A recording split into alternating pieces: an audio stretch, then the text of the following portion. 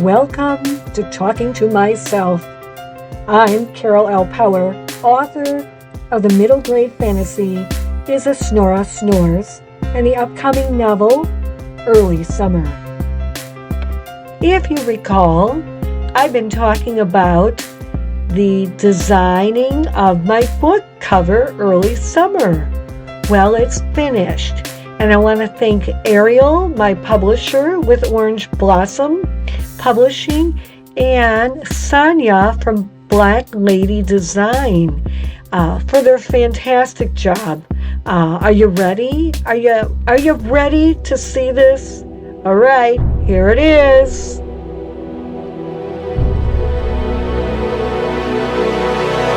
Helene Denny is obsessed with serial killers. Will this obsession lead to her demise? Early Summer is a young adult novel. It will be out this November 2022. You can pre-order Early Summer by scanning in this QR code. If you go to my website, I will also have a link you can click on, and you can order it that way as well. This month has been Mental Health Awareness Month, and ironically, two things happened to me, not directly, but through friends telling me stories of people who are struggling or of someone who died of suicide. First of all, a friend told me about someone she knew that was married, and the husband is an alcoholic, and they were going to have a party, and he had gone to rehab, but 11 days after his rehab, he started drinking again, and he got very, very violent. It ended up pretty sadly. The man threatened. He has numerous guns, and the family had to leave, and they are putting a restraining order on this person. Very sad. Another story comes locally of a young boy who took his life by drowning. My one daughter knew him, and it's been devastating for her and for all his friends. So Mental Health Awareness Month, mental health really, really matters. And we're going to talk a little bit about that today. A lot of people don't take mental health seriously. A lot of times, if someone is struggling with depression or anxiety or OCD, that very obsessive behavior, they have the tendency to just brush it off or say, well, it's just all in your head. You're just making this all up. But the reality is when the mind is working and it doesn't function properly, it is no different than someone who has diabetes and their pancreas is not producing enough insulin, or it's not any different from someone with heart disease. So mental illness, mental health issues are real, and they need to be dealt with because they affect the person who is struggling, but it also affects everyone around that person. I know many people who don't take it seriously. Recently, I had a conversation with someone, and she was telling me that someone we knew had a panic attack. I said, well, gee, is he seeing anyone? Oh, no, it's not really a big deal. And I said, well, did he ever have a panic attack before? Oh, yeah, he did, but it's just not a big deal. Oh, yes, it is a big deal. But how do we tell these people, our loved ones, that it is a big deal, that you need to seek treatment? It's not just some fake science There is something behind when you are struggling, whether it's a panic attack, whether you are anxious. There is something going on, and you need to get help for yourself and for all those who love you.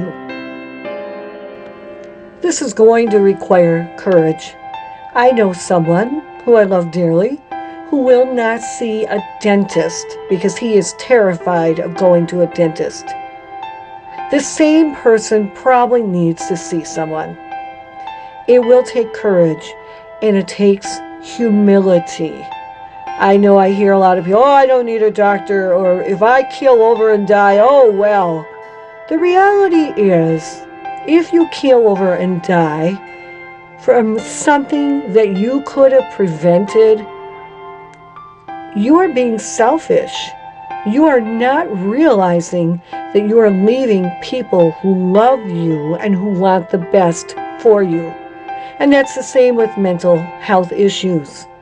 If you just ignore it, you're being maybe a little selfish. I don't want to be too harsh, but I can't impress upon you enough to see that this is more than just how you feel or how you want to live your life. It does impact those who love you. I understand there are people who are struggling, who are listening, or know people who are listening that may not recognize that they have an issue or a problem. Some of that is part of the illness, and that's an entirely different challenge. I guess I'm speaking to those who are struggling and they know it, they're aware of it, and they can do something about it, but they don't. So why don't you let a doctor figure it out, or go to a therapist and tell her or him that, hey, I'm having these symptoms, instead of just brushing it off, right? That's what a lot of people do with their health too. Oh, my chest has been hurting. Boom, they die of a heart attack. Or, oh, I have a lump in my breast. Oh, well, and then they die of breast cancer. It's the same with mental health issues.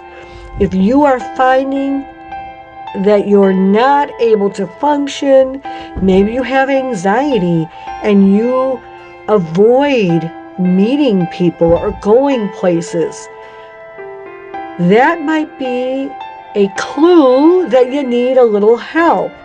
I spoke to one therapist once, and she said, one good, benchmark is to say to yourself, all right, if what I'm feeling right now is keeping me from really living my life, maybe I need to see someone. I know there are a lot of quacks out there. There are a lot of medical professionals that might not be doing a great job. Well, there's a lot of bad restaurants out there too. Does that mean you're going to stop eating at all restaurants?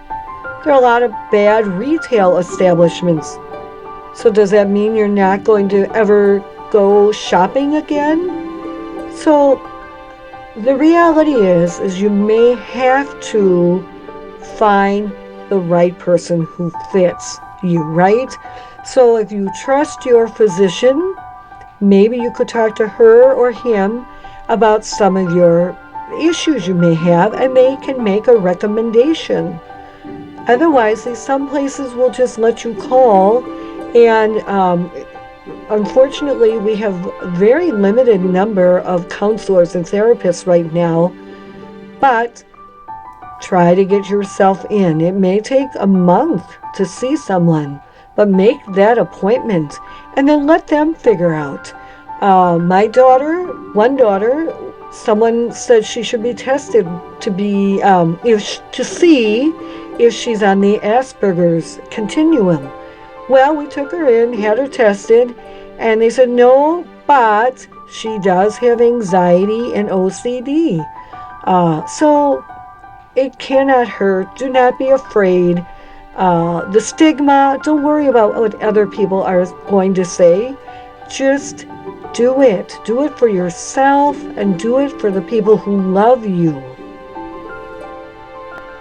Do I sound angry? I am angry. I am very angry. I'm very upset when I hear a young person taking his or her life, or an older person taking his or her life.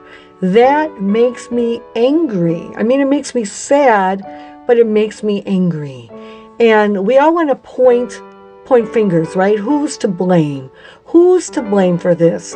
How about all these shootings that are going on? We just now had one in Texas. Last week or 2 weeks ago, we had the one in Buffalo. Who's to blame for these people who are struggling? Now, personally, I think the shootings are more about mental depravity or evil than someone dealing with mental illness. And that's a whole nother issue. When people say, oh, that's mental illness, it makes me a little frustrated because people who are really struggling, people with anxiety or depression, many of those people would not necessarily go and shoot a whole bunch of people. So that's a whole issue that it's a huge can of worms, right? But we need to be careful with how we're presenting the whole mental health and mental illness. So you're probably asking, well, what can I do about this? I don't even have anyone I know who has struggles with mental illness. It's not even a part of my life. Well, truthfully, it is a part of everyone's life. It affects all of us. In my blog, you'll read that it costs over $2 trillion a year for businesses and the economy to be taking care of mental health issues that are not being addressed. So it does affect, it impacts all of us. However, one thing you could do is become a mental health first aider. That's what I am. I had to take some classes, and it's a way of just being aware of the issue and being a facilitator to help people, to guide them. You can't force anyone. Once they're 18, they have the free will, the whatever, to decide to seek treatment or not. However, a mental health first aider, you become more aware. If someone is having a panic attack, they help you try to walk that person through. They help train you in ways to help you, like I said before, facilitate, to try to guide people to seek help, not health, but health is good too. One thing they do tell you is you just can't go off and tell people, well, Carol, you have depression and anxiety, or Susie, you have a personality disorder. You can't just be labeling people. You're just trying to be aware, and you're trying to help bring them to some kind of therapy or counselor, but you yourself are not that therapist. Okay, let's talk about suicide. It is a problem. We have over 46,000 people who have died by suicide in the past year. It is a problem. We need to get over our fear of maybe calling someone out on it, right? So I have the signs up now. Look at them. You can go online, look at the signs. And if you know someone acting in these behaviors, call the suicide hotline that's listed. Call them, talk to them, ask them. Do not worry if you are overreacting. Let them make that call for you. If you yourself are feeling these feelings or having these problems, and you are able to go and figure out that your reality, because I know there are some people who are so depressed they can't, please call the suicide hotline. Get help. I wish I could tell you that this depression you are feeling is not permanent. There is hope, but the only hope you can get is if you get help. I think another thing with the whole issue of suicide is we need to watch our language. If we're older and maybe we have lots of aches and pains, or we see people in the hospital and they're dying, and we go out and say, well, if I get that way, just kill me, or I don't want to live like that. I think we're sending a message to people that if life gets so difficult, it is okay to kill me, right? And I think we need to be careful about our language, that we need to, unfortunately, we do have suffering, and we have to embrace that suffering and work through that. And that's the message I think we need to get out there to our young people, our older people. Just that culture of acceptance of the difficulties in life, no matter where we're at, whether we're 100 years old or whether we're 12, that we work through these issues. And I know we're people who really struggle with depression. Maybe those messages are not paying attention, but I know people do hear you. They hear us. And so we need to affirm our own lives, our own suffering, and not make those messages like, just shoot me, or, oh, I don't want to live like that. Because you're sending a really terrible message that your life will not have value. I guess the other message I have is to be mindful of people around you. We get very caught up in our own lives. I'm guilty of it. I think of, what is the next book I'm working on? What is the next program I'm working on? But the people around us, our neighbors, our classmates, the people who are in our own family, many of them are silently suffering, and we are not aware of it. We know someone who struggles with clinical depression, and this person was having a bout of this depression. And I had to step aside from my busy schedule and try to call this person and check in on this person. Also, before I talked about suffering and embracing it, but how can we help alleviate some of that suffering? And I'm not talking through drugs or alcohol, but offering comfort. And if there is someone we know dealing with lots and lots of physical pain and they're not getting help, maybe we need to be an advocate for them. Go with them to doctor's appointments, or try to help them find some really good pain relief, because that can be one way that people feel hopeless. They get that sense of hopelessness. So I want to leave with this thought that we can't do it all, right? You can't save every person from depression or a mental health crisis, but we can do something. We can become more aware. We can know the signs. We can call our neighbors. We can take time to listen to someone. We can do something. And that's what I want you to walk away with. Okay, so thank you for listening to my rant on mental health issues. It's something I talk about a lot. It's very serious. I had intended on having a special guest, but something came up, so that did not work out. Before we leave, I just want to say, please take care of yourself. Learn about the issues. Become an advocate. There are plenty of people out there that could use your help, your inspiration, your guardianship even. So that's so important. Be life affirming when you're talking about your own life, your own suffering.